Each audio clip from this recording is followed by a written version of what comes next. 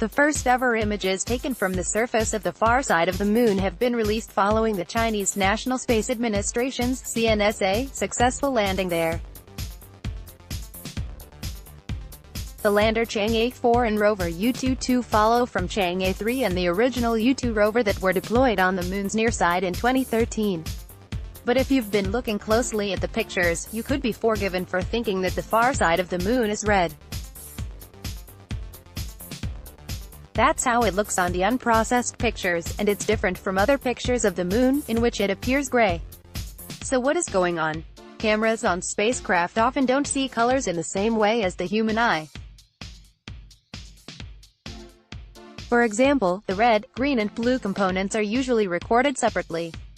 This was the case with the latest images, and no color correction has been applied to take account of the different sensitivities of each set of the camera's color detectors. The first picture below is an example of one such raw image, and I've accompanied it with histograms of the red, green and blue channels to show how brightness is distributed in each. In the raw version, the lunar surface looks red because the detectors used were more sensitive to red than they were to blue or green.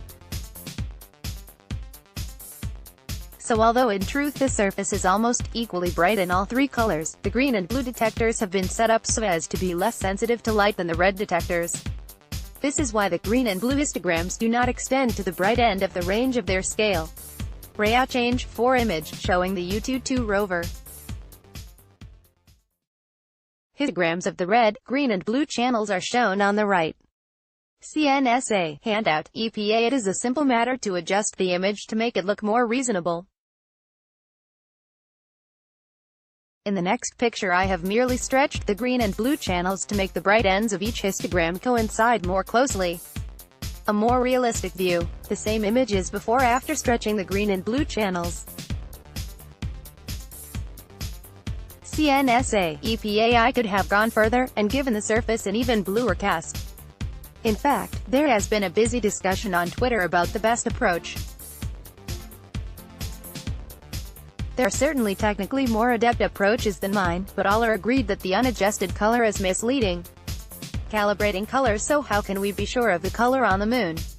When the Apollo astronauts took their color photographs, and in those days it was photography, using color film, rather than digital imaging like today, they placed a color calibration target containing patches of known color in the field of view. This made it possible to get the color balance right during developing and printing. When Jack Schmitt of Apollo 17 found some orange soil on the otherwise gray surface, its genuine orange nature could be confirmed by comparison with the colors on the calibration strip. Orange soil photographed by an Apollo 17 astronaut. This is as colorful as the moon gets. Note the color calibration target. NASA. It is a pity that CNSA did not add a color calibration strip onto the ramps of the Chang'e 4 lander, in the foreground of the pictures above. The British Beagle 2 lander on Mars, which landed successfully in 2003 but failed to communicate, famously carried a color calibration target in the form of a Damien Hirst artwork. NASA's Mars Curiosity rover carries color calibration targets too. However, the images from the Chang'e 4 lander and the Yutu 2 rover are primarily for navigation purposes, for which getting the color right scarcely matters.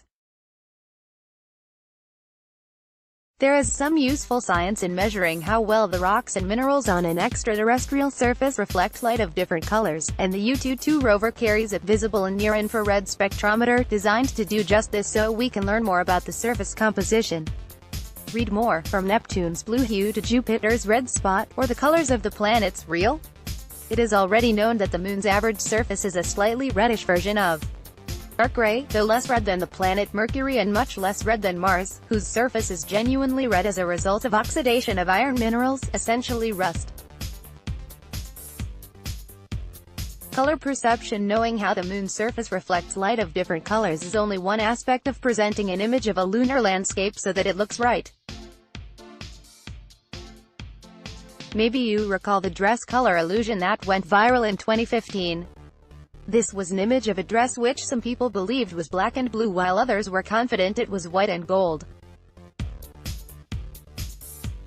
It demonstrates that color perception is subjective, and also depends on context. How you see colors in the images in this article, for example, will also depend on the characteristics of the device on which you are reading it.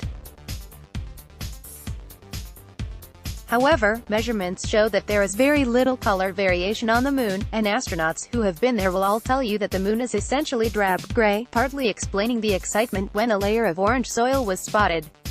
When the first Chinese astronaut walks on the moon, probably sometime in the 2020s, they will most likely experience the same thing.